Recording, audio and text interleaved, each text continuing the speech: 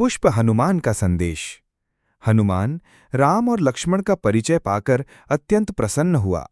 उसका मन भक्ति भाव से भर गया। वह तुरंत सुग्रीव के पास लौटकर बोला, नाथ, मैंने जिन पुरुषों से भेंट की है वे कोई साधारण मनुष्य नहीं हैं। उनमें अद्भुत तेज और करुणा का संगम है। वे अयोध्या के राजकुमार राम और लक्ष्मण हैं।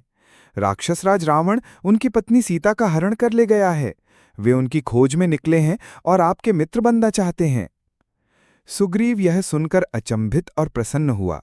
वह बोला, हनुमान, यदि वे सचमुच रघुनंदन राम हैं तो मेरा भाग्य उदय हो गया, किंतु कहीं वे मेरे शत्रु बाली के मित्र तो नहीं?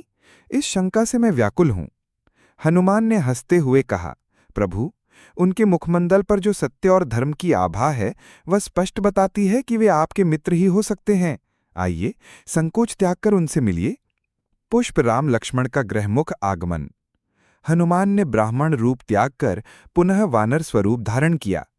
उसने अपने विशाल कंधों पर दोनों राजकुमारों को बैठाया और उन्हें गंधमादन पर्वत की ओर ले चला, जहां सुग्रीव निवास कर रहा था।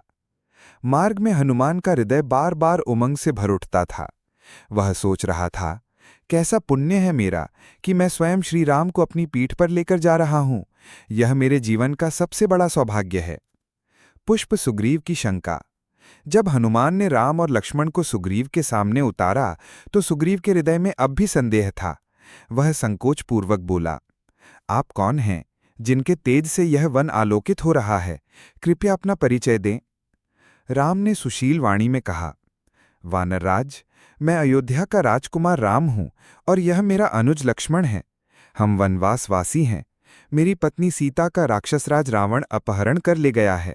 हम उसकी खोज में भटक रहे हैं। हम आपके मित्र बनना चाहते हैं। राम के वचन सुनकर सुग्रीव का संकोच कुछ कम हुआ। वह बोला, हे रघुनंदन, मैं भी अपने भाई बाली के कारण कष्ट भोग रहा हूं। उसने मेरा राज्य और पत्नी छीन ली। मैं यहां इस पर्वत पर निर्वासित जीवन जी रहा हूं। यदि आप मेरे संकट दूर करें तो मैं आपके कार्य में तन मन धन से सहायता करूंगा। हम दोनों की पीड़ा समान है। आइए, हम मित्र बने। पुष्प हनुमान की पहल। हनुमान ने तुरंत पास रखी अग्नि को साक्षी बनाकर राम और सुग्रीव का हाथ मिलवाया। अग्निदेव को साक्षी मानकर दोनों ने मित्रता का संकल्प लिया। राम ने कहा, सुग्रीव, आज से हम जीवन मरण तक मित्र हैं। मैं तुम्हारे शत्रु बाली का विनाश करूंगा और तुम्हें तुम्हारा राज्य लौटाऊंगा। सुग्रीव ने भावुक होकर उत्तर दिया, और मैं आपकी पत्नी सीता की खोज में वानर सेना को समर्पित करूंगा। आप जिस दिशा में कहेंगे मेरी सेना खोज करेगी। पुष्प सुग्रीव का विश्वास बढ़ना। राम के वचनों से सुग्रीव का मन हर्ष और विश्वास से भर गया। उसकी आंखों में आंसू आ गए। उसने कहा, प्रभु, आज से मैं अकेला नहीं रहा। आपके साथ रहते हुए मुझे कोई भय नहीं है। बाली कितना ही शक्तिशाली क्यों ना हो, आपके बल पर विजय मेरी ही होगी। हनुमान ने दोनों की ओर देखकर मन ही मन प्रार्थना की, प्रभु, आज से संसार के कल्याण हेतु एक महान संगम हुआ है। राम और सुग्रीव की यह मित्रता धर्म और न्याय की स्थापना करेगी। पुष्प प्रसंग का महत्व। राम सुग्रीव का यह प्रथम मिलन केवल दो व्यक्तियों का संगम नहीं था, बल्कि धर्म और शक्ति का अद्भुत मेल था। एक और राम थे जो धर्म और मर्यादा के प्रतीक थे, तो दूसरी ओर सुग्रीव जिसके पास वानर बल था। मित्रता के बाद की बात। राम और सुग्रीव ने अग्नि को साक्षी मानकर जब मित्रता का संकल्प लिया, तब वातावरण में शांति और पवित्रता फैल गई। सुग्रीव के घड़े का भारी बोझ जैसे उतर गया।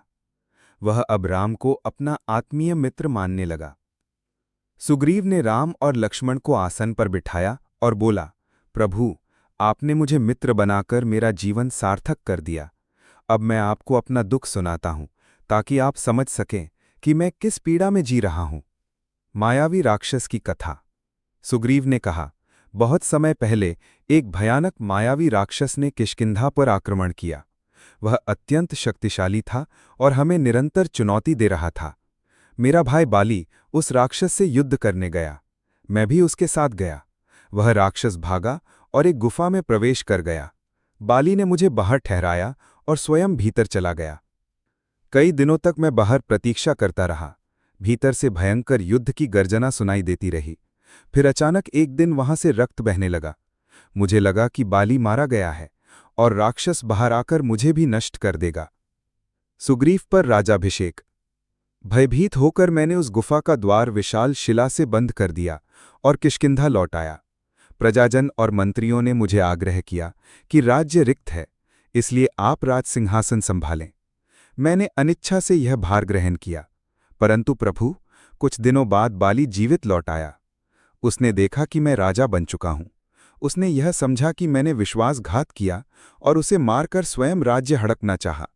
उसके हृदय में मेरे प्रति क्रोध और घृणा भर गई। बाली का अत्याचार। बाली ने मुझे कुटिल कहकर राज्य से बाहर निकाल दिया। मेरी पत्नी रूमा को भी अपने अधिकार में ले लिया। उसने मुझे अपमानित कर निर्वासित कर दिया। मैं अपनी निष्ठा और सच्चाई प्रमाणित करना चाहता था, परंतु बाली ने मेरी एक न सुनी। तब से मैं इस ऋष्यमुख पर्वत पर छिपा हुआ हूं। यहां मतंग ऋषि का श्राप है कि यदि बाली इस पर्वत पर आएगा तो उसका नाश हो जाएगा। इसी कारण मैं यहीं सुरक्षित हूं। सुग्रीव की व्यथा। सुग्रीव की आंखें आंसुओं से भर आईं। वह कांपती आवाज में बोला, हे राम, मैं निरपराध होकर भी दंड भोग रहा हूं। मेरे पास राज्य नहीं, पत्नी नहीं और भाई का स्नेह भी नहीं। मैं अकेला, असहाय और दुखी हूं। यदि आप मेरे मित्र न होते तो यह जीवन मेरे लिए असह्य होता। आप ही मेरे रक्षक और उद्धारक हैं। राम ने सुग्रीव का हाथ पकड़कर स्नेहपूर्वक कहा, सुग्रीव, चिंता मत करो। तुम्हारी व्यथा अब अधिक दिन नहीं रहेगी। तुम्हारा भाई बाली अत्याचारी है और अधर्म का साथ देने वाले का नाश निश्चित है। मैं वचन देता हूं कि शीघ्र ही तुम्हें तुम्हारा राज्य और पत्नी वापस दिलाऊंगा। बाली का अंत मेरे बाणों से होगा। सुग्रीव का विश्वास। राम के वचन सुनकर सुग्रीव के हृदय का सारा भय मिट गया। उसके चेहरे पर पहली बार संतोष और विश्वास छलका। उसने कहा, प्रभु, आपने मुझे जो आश्वासन दिया है उस पर मुझे पूर्ण विश्वास है। आप धर्म के अवतार हैं और आपके रहते मुझे अब किसी का भय नहीं है। हनुमान ने प्रसन्न होकर कहा, प्रभु, आज से धर्म की विजय निश्चित है। यह मित्रता जगत के कल्याण का द्वार खोलेगी। प्रसंग का महत्व। सुग्रीव ने राम को अपना दुख सुनाकर अपने मन का बोझ हल्का किया। यह वह क्षण था जब राम और सुग्रीव का संबंध केवल मित्रता का नहीं, बल्कि परस्पर विश्वास और कर्तव्य का हो गया। अब दोनों ने संकल्प लिया कि पहले बाली का अत्याचार समाप्त होगा और फिर सीता की खोज आरंभ की जाएगी।